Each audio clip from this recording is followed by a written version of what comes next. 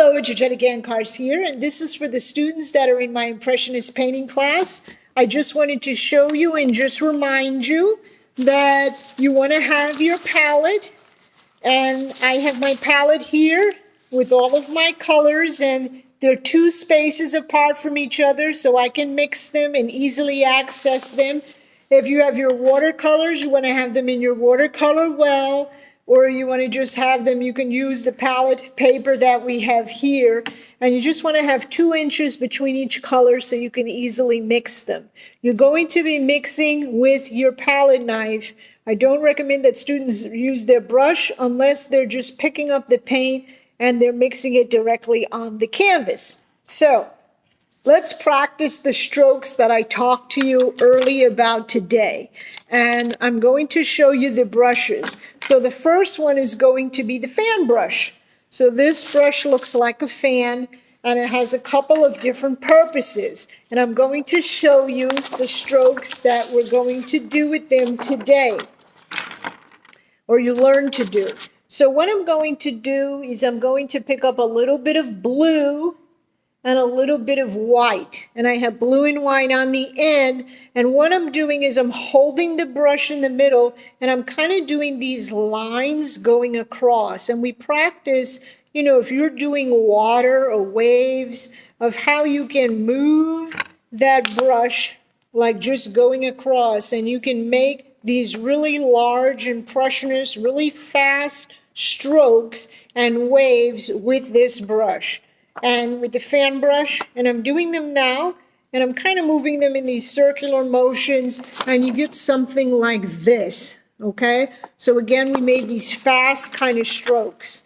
We can also do the same thing where we're taking the brush and we're just kind of moving it across, and I call it sweeping. And you can see we have these light strokes going across. They work well for water, and we can do it a little bit more for contrast. And we can add a darker color in there. And I didn't re-wet my brush. I'm just picking up the paint again, and I'm just kind of putting that color on there. And I can keep adding colors, and I get this. And I get this texture really fast. And again, this is called the fan brush. It separates like this when it's wet. So these were these fast, loose strokes, and these are the slower ones. Now, cleaning my brush, just wiping it off on a rag. Not all.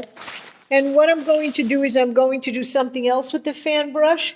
I'm going to load white on one side and blue on the other. So I have these 2 different areas. And when I go with the white and the blue, and I press them very lightly on the paper, I'm going to turn my brush around now, and I'm picking up some of the white.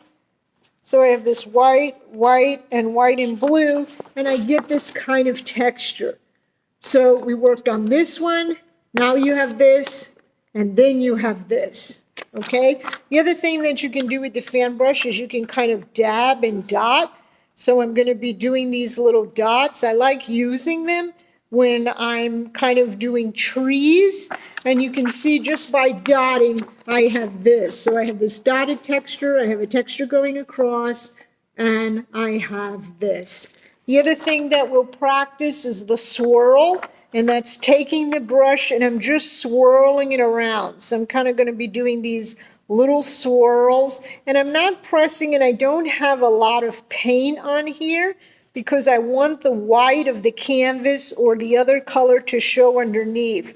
So I'm kind of doing these half circles, and I end up with that, okay?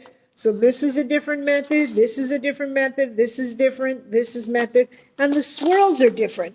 And I'll show you with the swirls, we can take that same brush, and I'm going to pick up a little bit of, let's say, ochre here, and I can go back and I can put that right on top.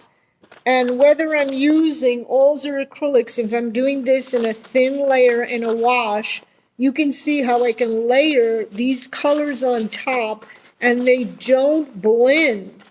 They stay, I can see each color separately. So I'll do it a little bit heavier with the brush, And then I'll do this side as a wash, so you can see the colors are not blending. I can put that color on top, and the color still retains underneath. So we have all these beautiful layers of colors that I can build on top of each other, and I have control. So I did all these different strokes with the fan brush. These are just a couple of them. If you take my class, you'll learn a lot more, okay? So these are simple strokes that you can practice at home, all from one brush, okay? The next stroke, and the last one that I'll do on this video, is we'll pick up the blue paint again, and now we're gonna go in these kind of swirls. And these are these like cool Van Gogh swirls. You can use them for clouds. So I made these half circle arches, and I get this. So I have these swirls that kind of, let's bring it down here.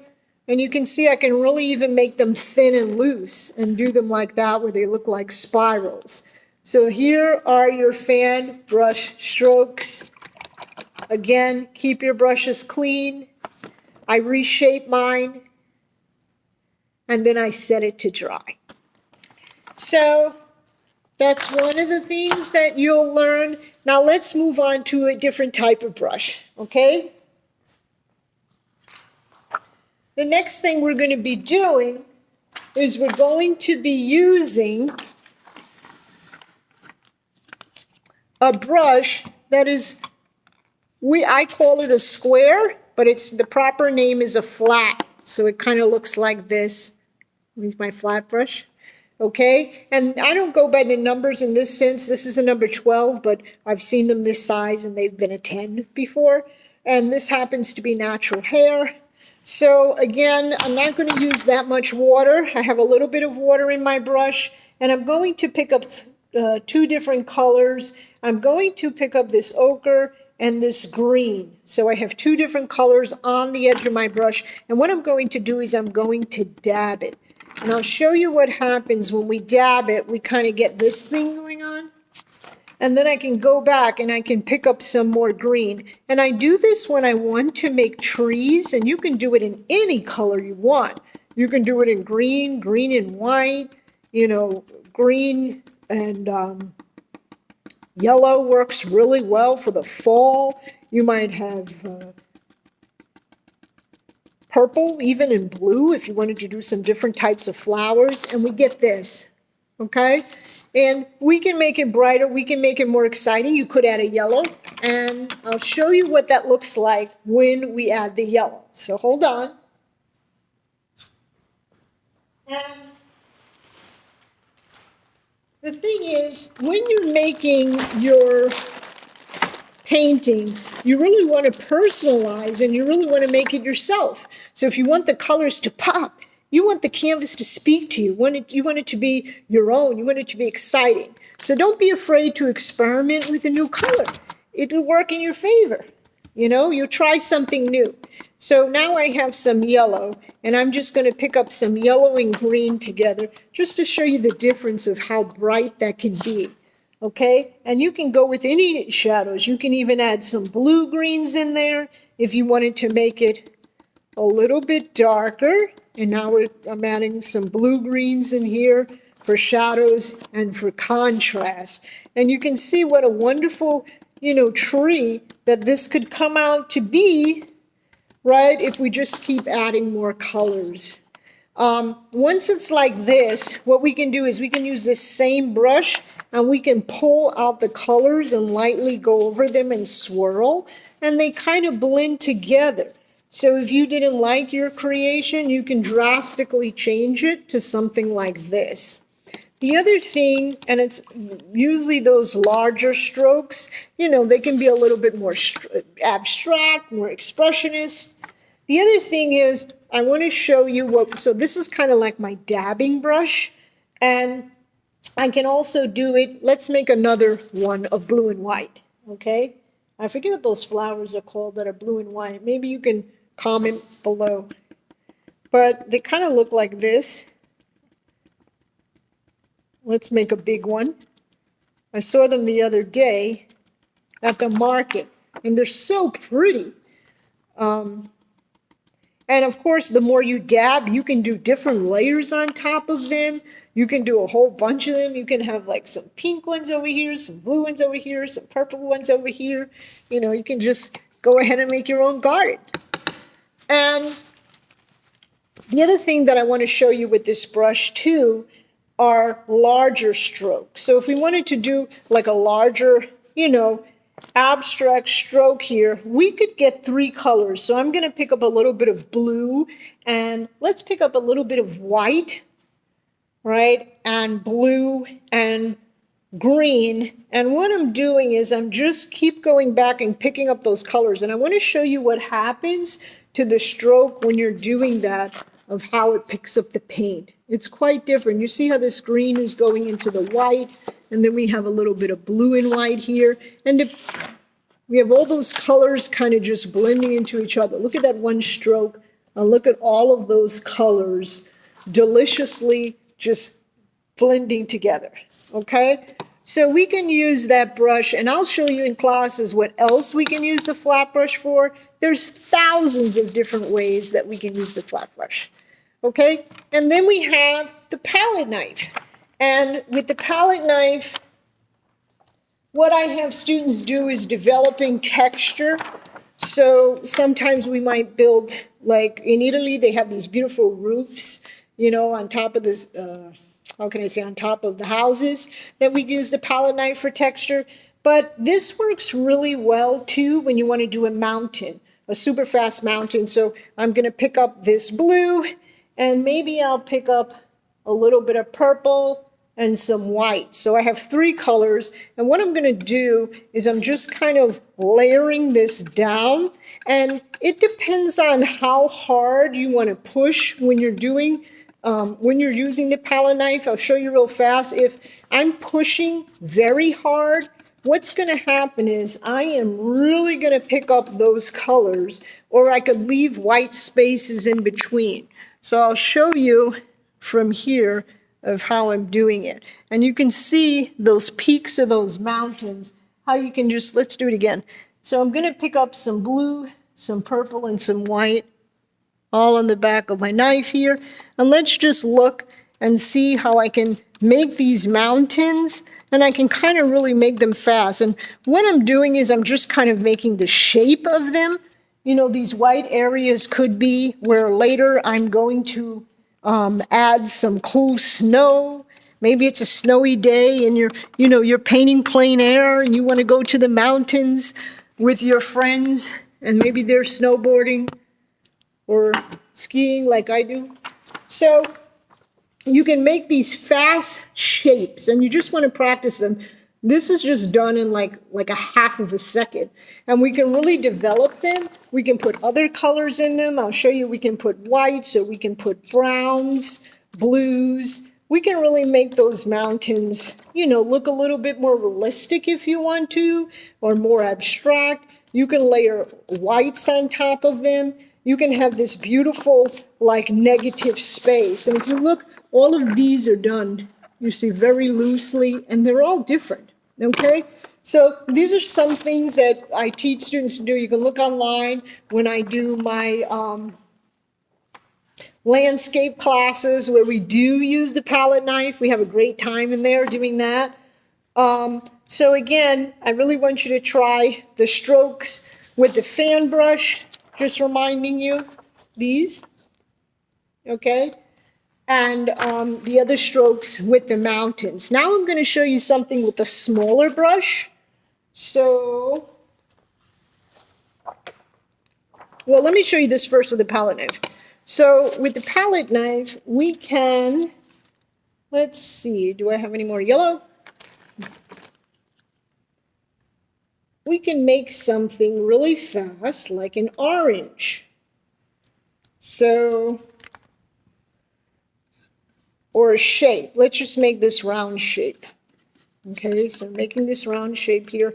And then I'm going to add some yellow to it. And I just want to show you what happens when we just blend those colors together, you know, with the knife, and what happens very fast and how we make these shapes.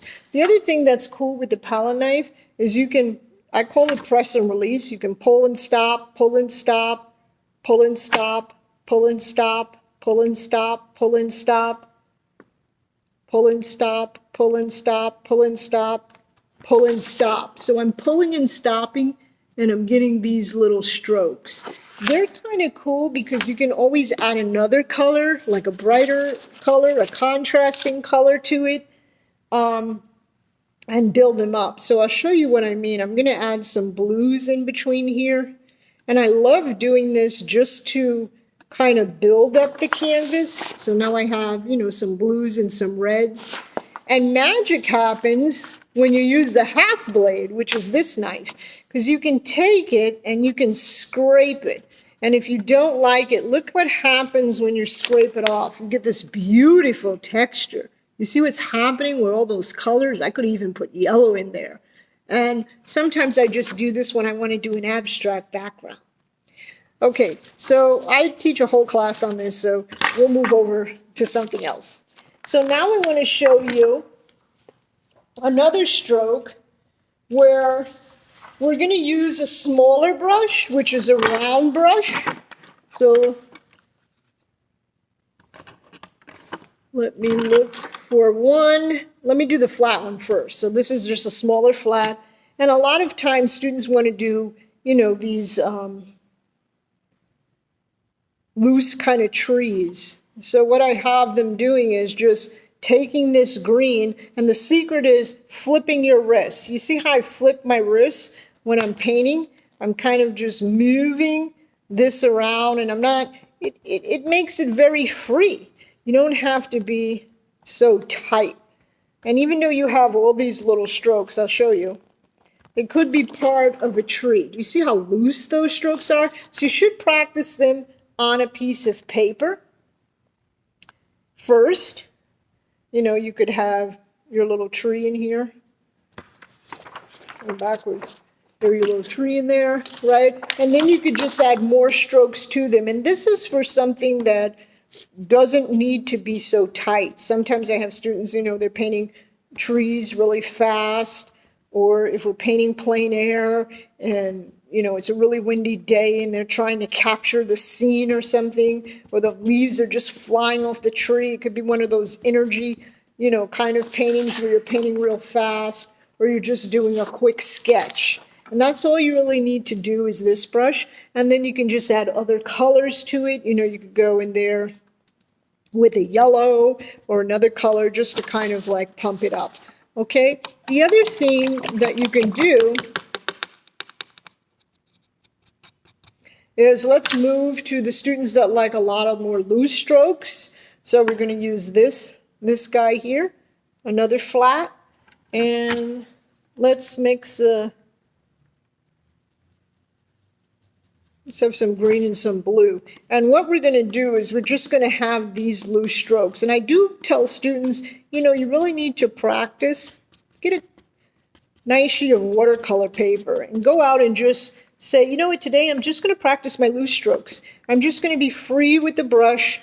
And these are more large impressionistic strokes. So I want to show you the difference. And for those of you that know me, I paint also super realistic. So this is quite different. You see how loose these strokes are? And they don't look like anything here. But if you look at a lot of painters that are impressionist painters, they're using these same strokes. And I'll show you an example in my class so we can build up the paintings. But let me show you some examples in books first. So hold on.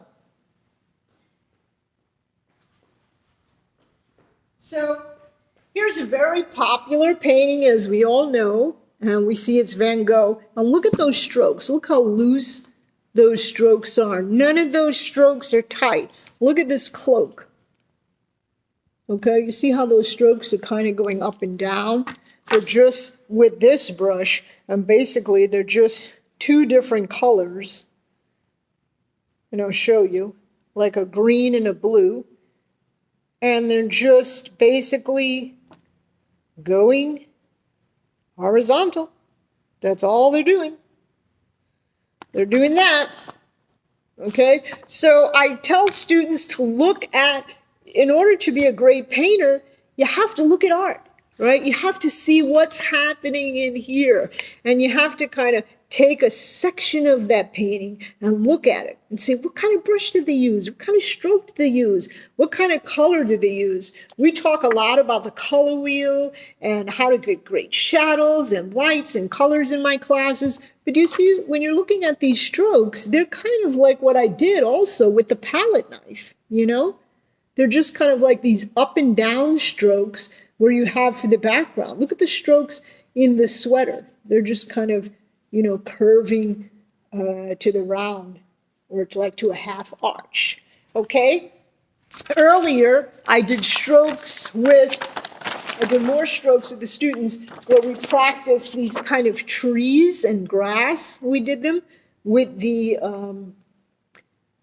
fan brush, and I'll show you that again. And then the mountains.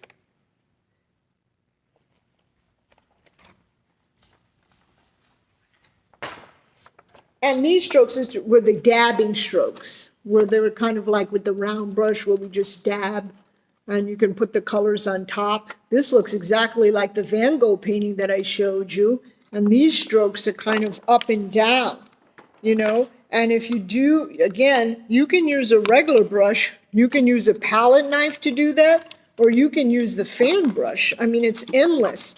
You can make all of the materials work for you. So let me just do the up and down strokes with here.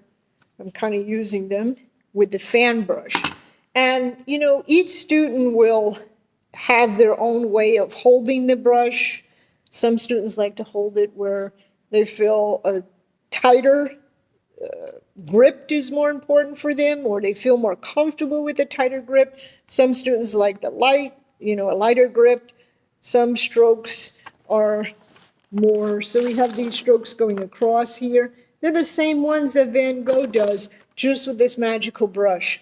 So in my class, come join me. I'll teach you how to be a great painter. You know, you'll learn also in the process, know how to draw. You'll learn about the color wheel. And I'm really excited to teach, and I'm excited to have you. And we have a great time. You can look online and see a lot of my students. We go to art walks, and I have them show in galleries.